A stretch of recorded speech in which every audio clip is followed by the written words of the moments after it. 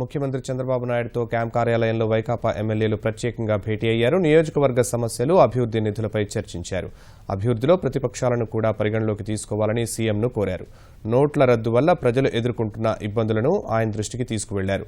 ఉదయం వైకాపా ఎమ్మెల్యేలు రాజధాని అమరావతి ప్రాంతంలో పర్యటించి వెలగపూడిలోని సచివాలయాన్ని సందర్శించారు.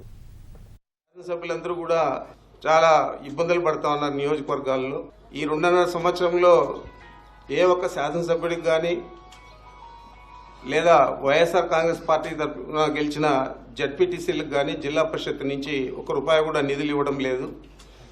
మరి మీరు ఎస్డిఎఫ్ కింద జీవోల పేరు మీద ఆడ ఓడిపోయిన ఇన్ఛార్జీల పేరు మీద జీవోలు ఇష్యూ చేస్తూ ఉన్నారు.